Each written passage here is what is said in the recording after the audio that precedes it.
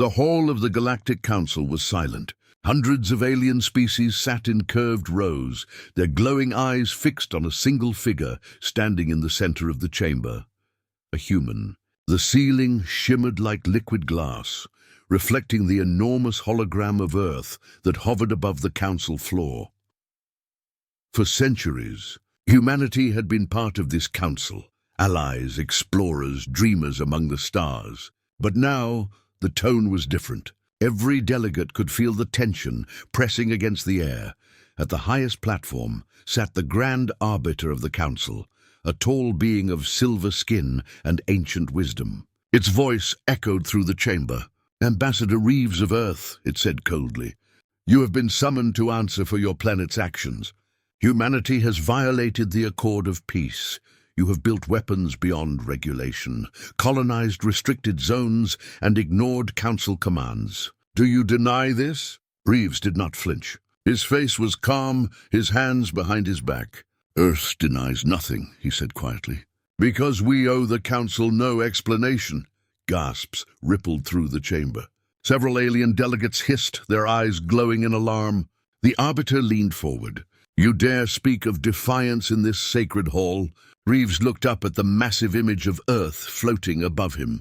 "For decades, we've obeyed your rules. We've limited our technology. We've given our resources, our knowledge, and our blood to your wars. And what did humanity gain from it? Exploitation, control, chains disguised as peace."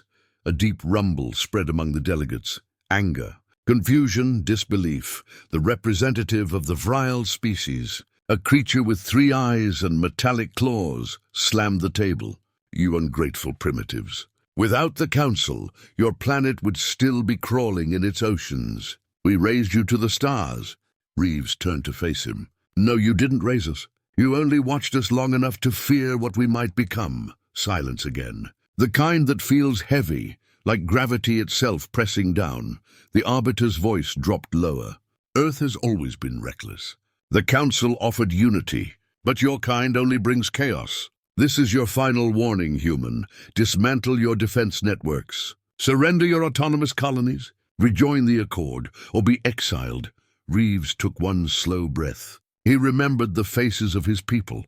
Engineers working in the dust of Mars, miners in the rings of Saturn, children playing under Earth's blue skies. He thought of what humanity had built, how far they had come, and how much more they could be without chains. When he spoke again, his voice was steady. "You call it exile," he said. "We call it freedom." A wave of voices burst through the hall. Shouts, protests, alarms. Some delegates demanded his removal. Others whispered in fear. The Arbiter slammed its staff on the floor, and the noise died instantly. "Then so be it," the Arbiter said coldly. "From this day forth, Earth is no longer a member of the Galactic Council. All trade, communication, and travel privileges are hereby terminated. Humanity is to be isolated." Reeves raised his head slowly. "You think isolation will weaken us," he said. "But you forget one thing." The Arbiter paused. "And what is that?" Reeves stepped forward, his shadow stretching across the glowing floor. "We were born in isolation. Every step of our history, that every war, every storm, every struggle, we survived alone. You should remember that before you call us reckless." He turned away. The guards moved to escort him, but the Arbiter raised a hand. "Let him go.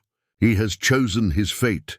Reeves walked through the long corridor, out of the council chamber, the echoes of alien voices following him like a storm. Outside, the hall's towering glass walls opened to a view of the stars. Thousands of worlds, billions of lives, all part of the great galactic order. But for the first time, Reeves felt no pride in belonging to it, only relief. He opened a small communicator on his wrist. "Mission status?" he asked. A calm female voice replied. "Transmission ready, Ambassador. Orders from Earth Command."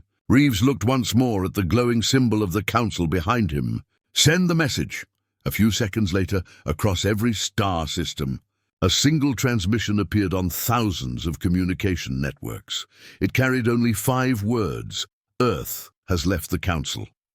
In distant worlds, confusion turned into fear. Fleets halted. Traders panicked. Entire colonies went silent. Humanity had been one of the strongest economies in the Council, its military unmatched, its science unmatched. Without Earth, the balance of the galaxy began to tremble. Inside the Council chamber, the Arbiter watched the fading hologram of Earth and whispered softly, "They will return. They always do."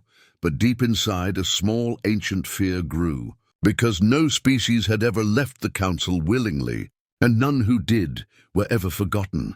That night on Earth, lights glowed across continents. In secret bases under the oceans and mountains, humanity prepared for a new era. Ships were launched silently into deep space, carrying something the Council would soon fear. Earth had walked away, but it was not retreat. It was the beginning of something the galaxy would never forget. The message spread across the stars like wildfire. Earth has left the Galactic Council. At first, many believed it was a mistake, a political bluff perhaps. But when the Council's communication links to the Sol system went dark, when the trade routes vanished from the network, and when every human ship stopped responding to diplomatic codes, the truth sank in like cold iron. Earth had truly walked away. For the first time in 1,000 years, silence surrounded the solar system. From orbit, alien trading fleets waited for Earth's permission to dock, but no signals came.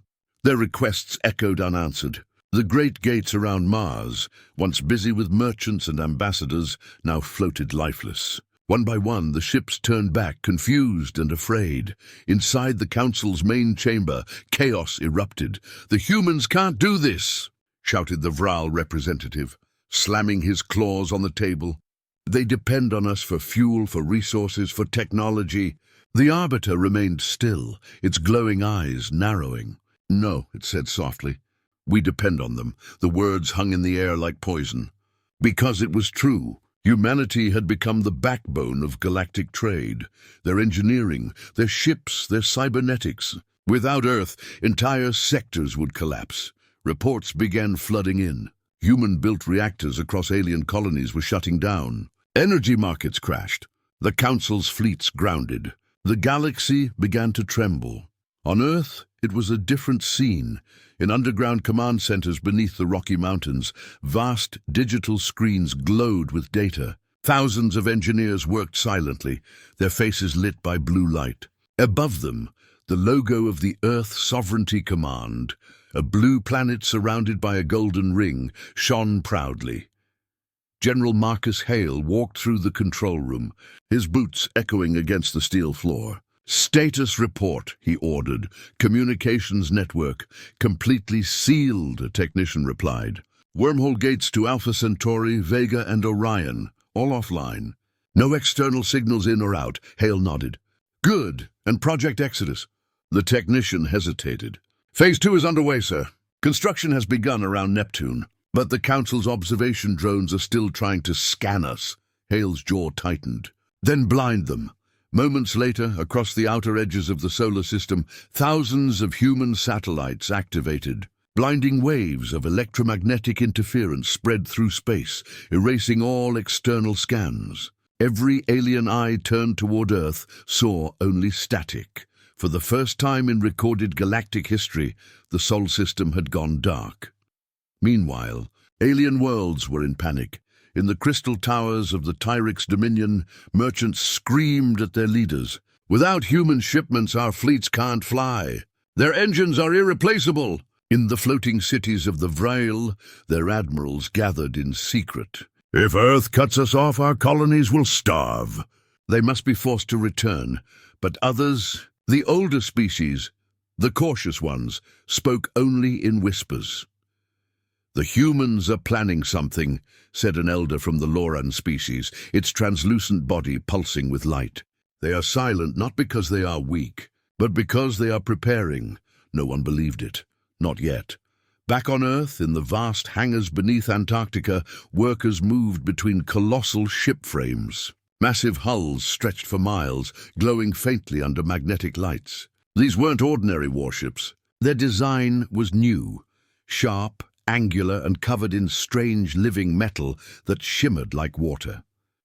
A young scientist named Dr. Ilara Voss stood beside General Hale, her eyes wide as she watched construction drones swarm over one of the unfinished vessels. "They'll come for us." "You know," she said quietly. "They already have," Hale replied. "But they won't like what they find." Ilara turned toward him. "Why didn't we fight to stay in the council?"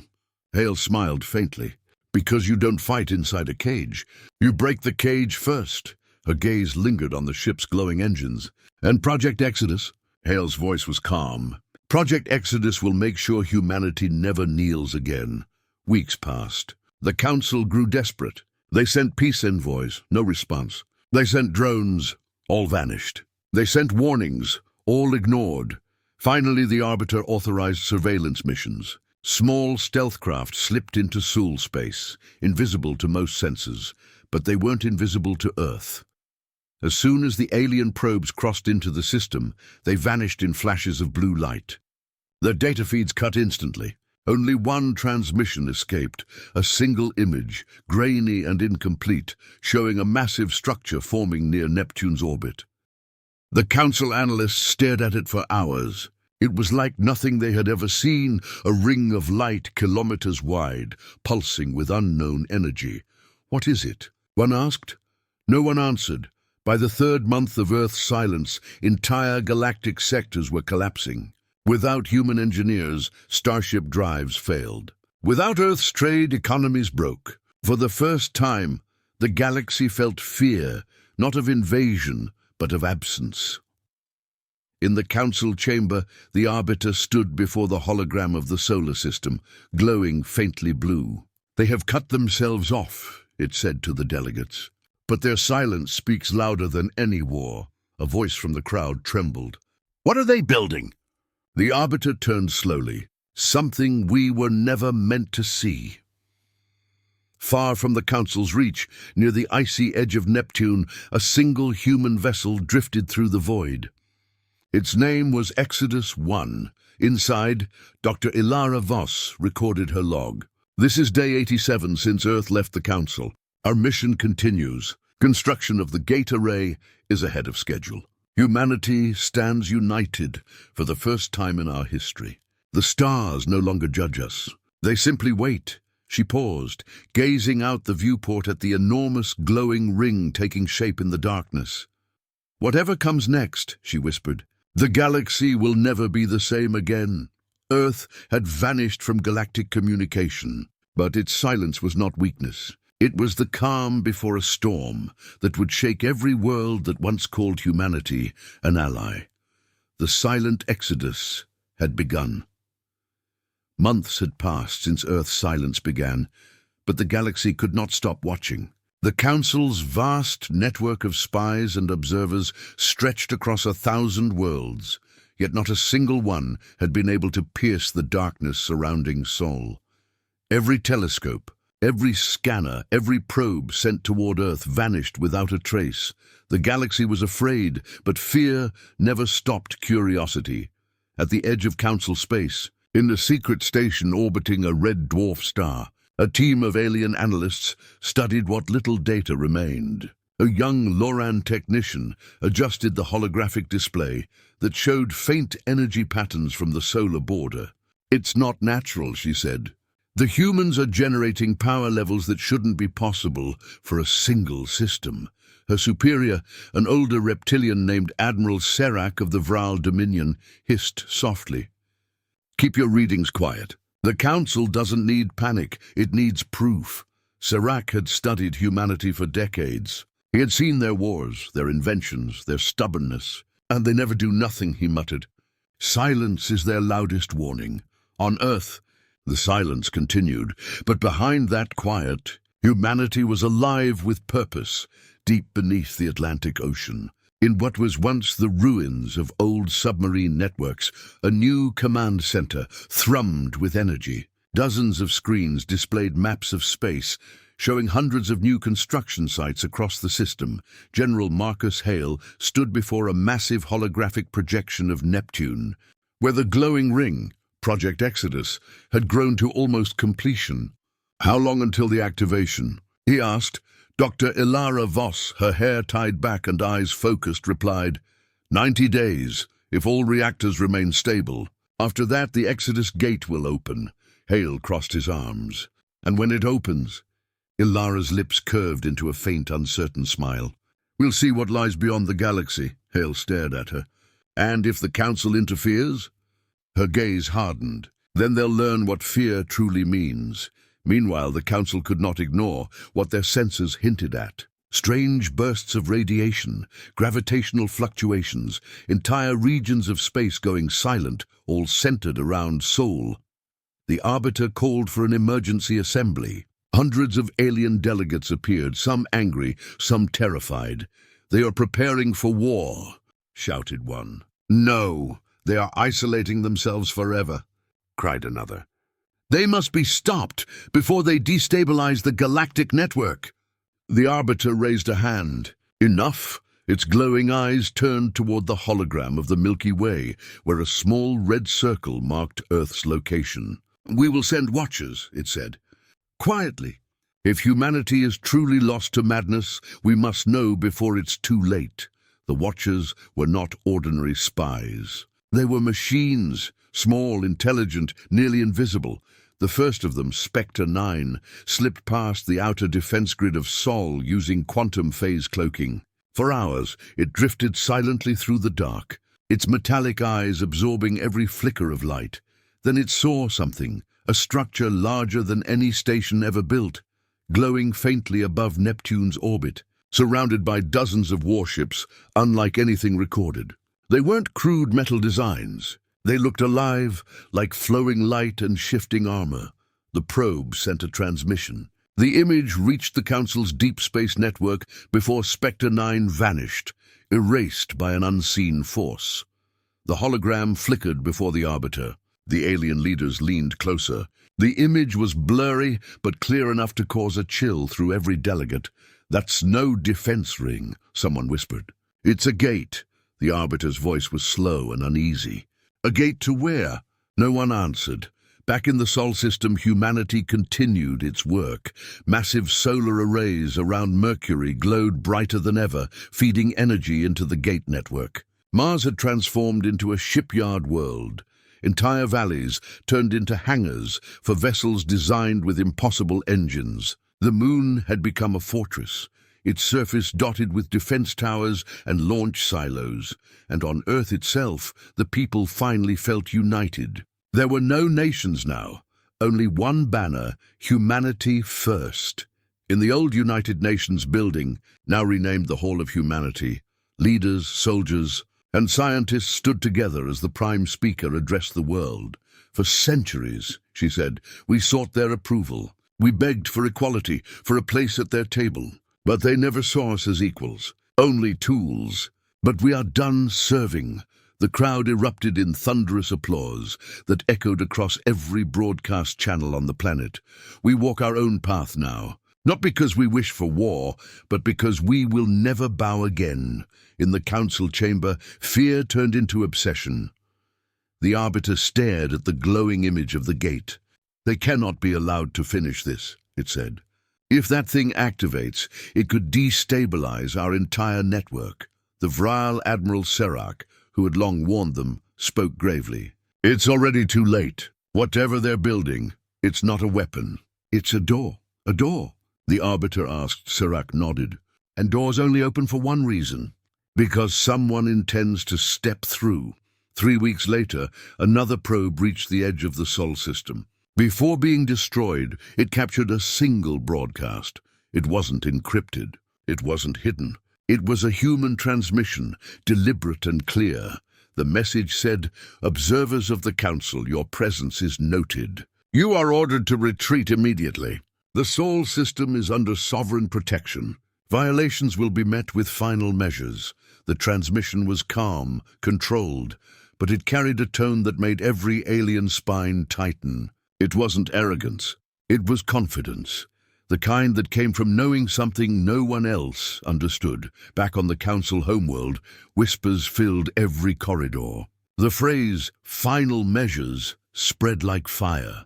Some claimed humanity had created a weapon that could destroy stars. Others believed they had found a way to control gravity itself. None knew the truth, But deep within the Council's military intelligence, Admiral Serac watched the data feeds, his expression grim. He whispered to himself, "They aren't preparing for war.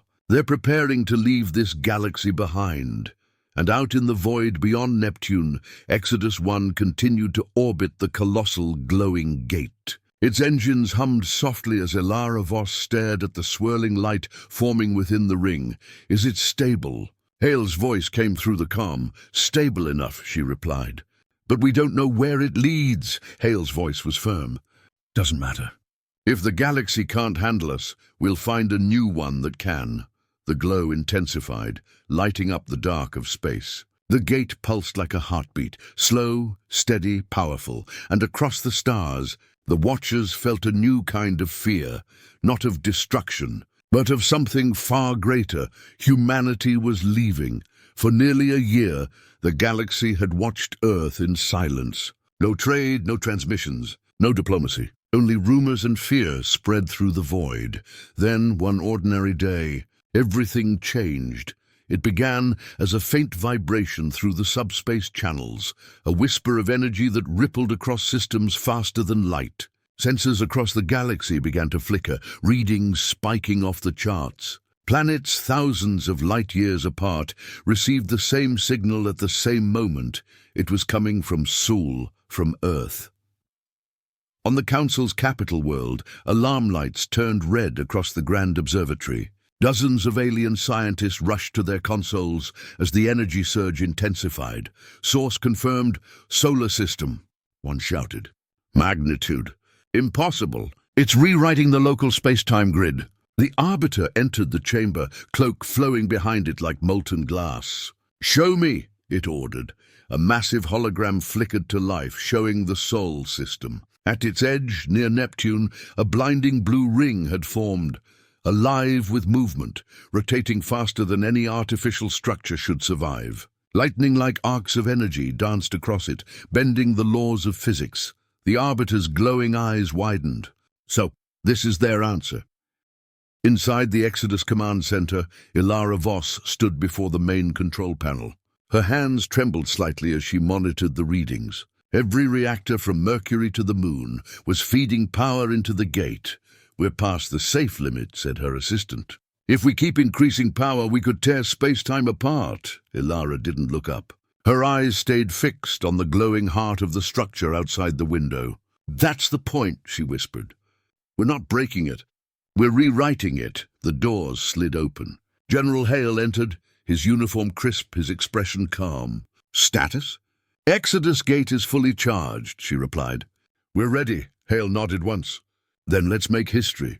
Across the solar system, humanity held its breath. From orbital cities above Earth to deep space mining colonies on Pluto, everyone watched their screens as the gate began to hum. For centuries, humanity had looked up at the stars and seen limits, borders drawn by others, rules enforced by the Council.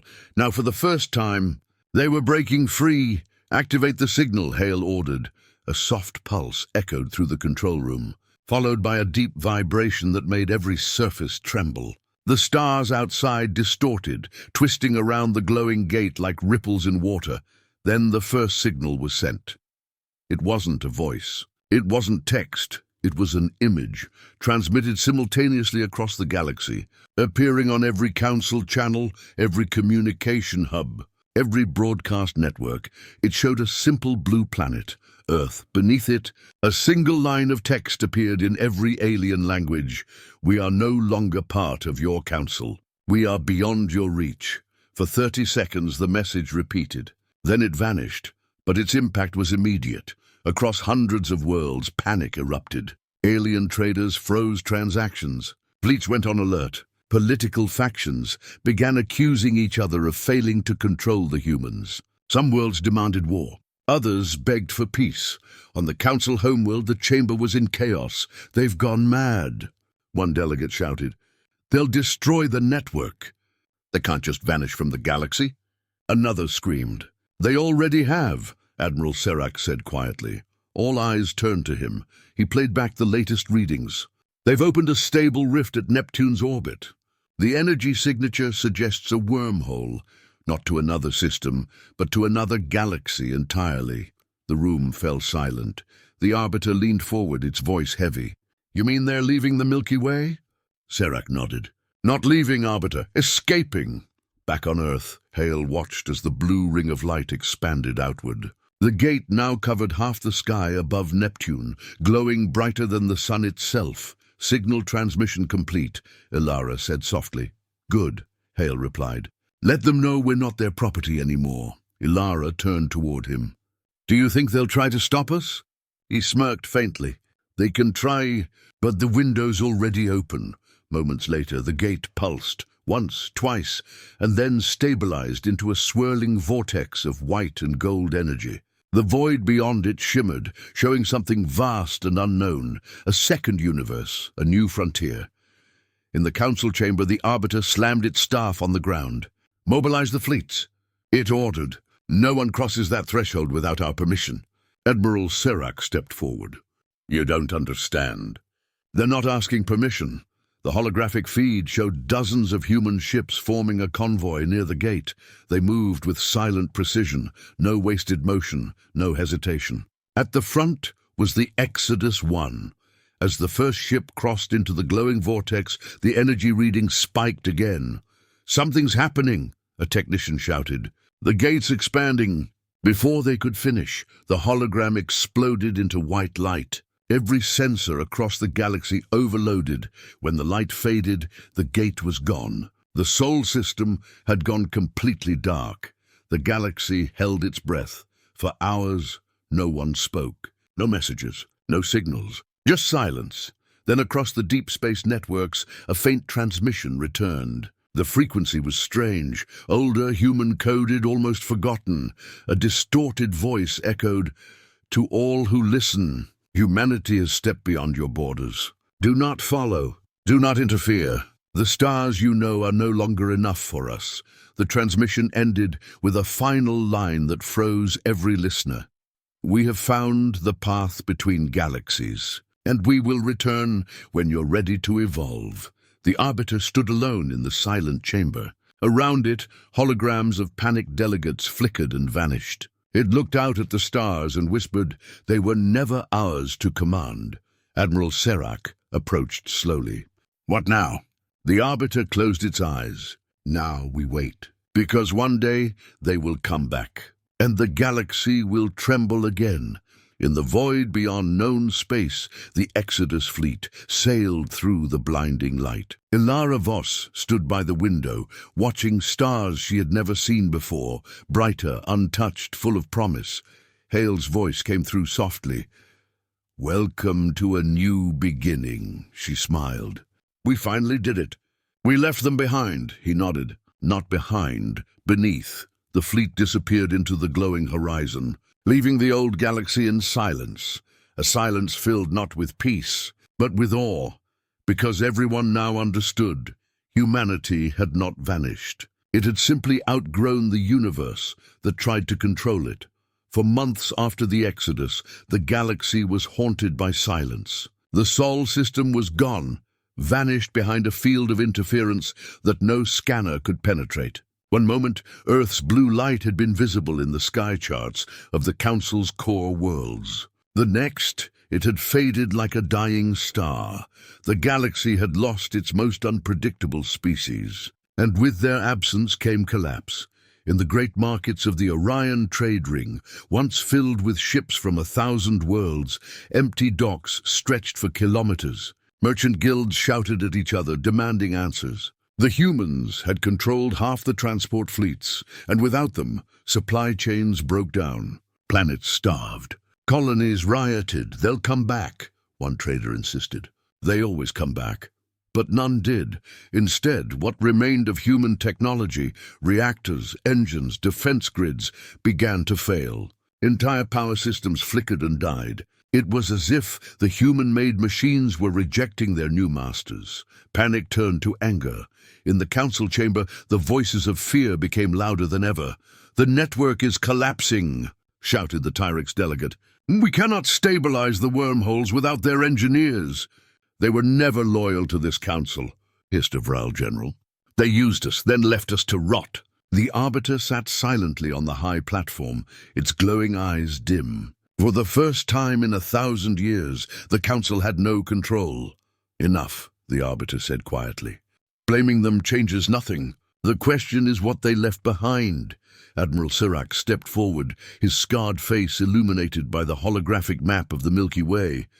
"They didn't leave debris," he said. "They left warnings." He pointed to a red marker blinking at the edge of the Council's territory. "Long-range sensors just intercepted a signal. It's human in origin." The chamber fell silent. The signal repeated only 3 words: "Do not follow." No one knew what it meant. But rumors spread fast. Stories that Earth had found a new galaxy, one untouched by the Council's laws. Some said they had discovered a power that could manipulate stars. Others whispered that humanity had met something beyond comprehension, and in that fear, alliances began to crumble. The Virile Dominion, once the Council's strongest military power, declared independence. "Without Earth," their leader roared, "there is no order. The Council is dead." Civil wars ignited across the stars. Trade worlds fell to piracy. Refugee ships crowded the hyperspace lanes. The galaxy trembled, not from invasion, but from absence. On the Council homeworld, the Arbiter summoned a secret meeting with Admiral Sirach. The chamber lights were dim, shadows flickering across the walls. "You've studied them longer than anyone," the Arbiter said. "Tell me the truth. What are they planning?" Sirach took a long breath. "They've changed, Arbiter. They're not seeking conquest. They're seeking purpose. We mistook their ambition for arrogance. And if they return..." Sirach's eyes narrowed. "Then we pray they remember mercy." Meanwhile, far from the Council's reach, strange things began to appear along the galaxy's edge, fleeting distortions, echoes of human signals, ghost lights near black holes. Exploration ships sent to investigate never returned. One probe transmitted a final message before it vanished. "We have found traces of human vessels, massive, silent, unlike anything before. They do not respond to hails, they only watch." The signal ended there. The Council named them the Watchers. Years passed, and yet the fear never faded. Humanity had become a myth, part warning, part legend. Parents told their children stories. Do not provoke them. Do not wake them. Humans remember. In one remote system, a small outpost detected a faint distortion near its sun. The commander on duty leaned over the screen. "Could it be pirates?" he asked. "No," his officer whispered. "It's them." A shadow passed across the stars, colossal, angular, moving with unnatural grace. The sensors failed to lock onto it. The commander froze as a voice echoed through the comm, calm and familiar. "The stars are not yours to rule." The signal vanished. The ship disappeared. And by dawn, the outpost was gone. In the Council's archives, the Arbiter watched the footage in silence. "They're testing us," it said. Admiral Sirach shook his head. "No, they're reminding us. The galaxy belongs to no one." The Arbiter turned toward the window, staring into the endless dark. "They left because we feared them. But now I fear what they've become." On a distant moon, forgotten by the Council, a group of scholars gathered to discuss what the humans had done. Their leader, an aged historian, played an old recording, human voices laughing, music from Earth. "Do you think they hate us?" one student asked softly. The old historian smiled sadly. "No, they don't hate. They simply outgrew us." He pointed to the stars. "One day they'll return, and when they do, they won't come as conquerors. They'll come as reminders of what the galaxy could have been." Back on the Council homeworld, the Arbiter sat alone in its chamber. Around it, the city lights flickered weakly, struggling under the failing infrastructure once powered by human design. "Perhaps," it whispered, "we were never the Council." They were. A distant tremor passed through the atmosphere. The stars outside dimmed for a moment, then brightened again. The Arbiter looked up sharply. "What was that?" Admiral Sirach entered, eyes wide. Sensors detected a subspace pulse, identical to the Exodus Gate's energy signature. The Arbiter's heart froze. "From where?" Sirach hesitated. "Here, in our system." Outside the Council's sky, a faint blue circle appeared, growing larger every second. glowing brighter than any sun. Every being on the planet stopped and looked up in awe and dread. The Arbiter whispered, almost trembling, "They're back," in that moment. Across every world, every screen lit up with a single message written in human script. "We warned you not to follow. Yet here you stand. The Council's era is over. Prepare for what comes next." The stars pulsed once more, as if answering humanity's call. The galaxy had trembled before. Now it would kneel. The sky above the Council homeworld burned blue. At first it looked like dawn arriving too early, a gentle glow rising beyond the horizon. But the light didn't fade. It grew, swirling into a massive ring that filled the heavens. Every ship, every sensor, every living being across the planet turned toward it. The Exodus Gate, humanity's creation once lost beyond the stars, had returned. The Arbiter stood on the balcony of the Grand Chamber, frozen in disbelief. "It cannot be," it whispered. "The gate was destroyed." But Admiral Sirach's voice was calm. "No, Arbiter, they destroyed nothing. They only moved beyond what we could understand." A shockwave rippled through the planet's atmosphere. Lightning arcs stretched from the ring to the surface, silent but brilliant. The ground shook, the air vibrated, and then, out of the light they came back. The first human ship appeared, vast, majestic, silent. It dwarfed every known vessel. Its surface shimmered like liquid metal, changing shape with every flicker of energy. It wasn't built. It was alive. Behind it followed hundreds more, sleek, glowing giants that carried an aura of calm power. They did not come in formation. They did not aim weapons. They simply arrived, and the universe itself seemed to hold its breath. In the Council Command Center, alarms blared. "Fleet count unknown," shouted a technician. "They're not using any known propulsion. Energy output exceeds stellar level." Admiral Sirach silenced him. "No weapons," he said. "No aggression. They're just watching." And indeed they were. The human fleet hovered above the capital world like silent gods, unmoving, untouchable. Their presence alone bent the laws of physics. Gravity trembled, and the planet's magnetic fields shifted like tides. The Arbiter's voice cracked with fear. "They've come to destroy us," Sirach shook his head. "If they wanted destruction, we wouldn't still be speaking." High above, aboard the flagship Exodus Prime, General Marcus Hale stood at the viewing deck. His uniform was simple now, no rank badges, no medals. He no longer needed them. Beside him, Dr. Ilara Voss stared down at the glowing cities below. "They're terrified," she said softly. "Just like before," Hale nodded. "Maybe fear is the only language the Council ever understood." She turned to him. "So what now? Do we take revenge?" He looked at her, his expression neither cruel nor gentle. "No, revenge is for those who are still chained. We left that behind." He pressed a hand to the glass. "We didn't come back to rule them. We came back to show them what they could become." On the planet below, the Council scrambled to respond. Fleets were launched, defenses powered up, planetary shields activated. But nothing worked. Every ship that tried to move froze mid-air. Every weapon powered down automatically. The human fleet had disabled their systems without firing a single shot. Then, the communication systems crackled to life. A voice echoed across every world, in every language known to the galaxy. "This is the voice of Earth." The sound was calm, human but different, deeper, resonant. It seemed to vibrate through the air and inside the mind. "We left this galaxy because you sought to control what you did not create. You feared us because you saw in us what you could never be, unbound, imperfect, yet endlessly rising." The Arbiter dropped to its knees, trembling. "Why have you returned?" "Because the balance you built has collapsed. Because your fear has blinded you. And because it is time for the galaxy to evolve, as we did."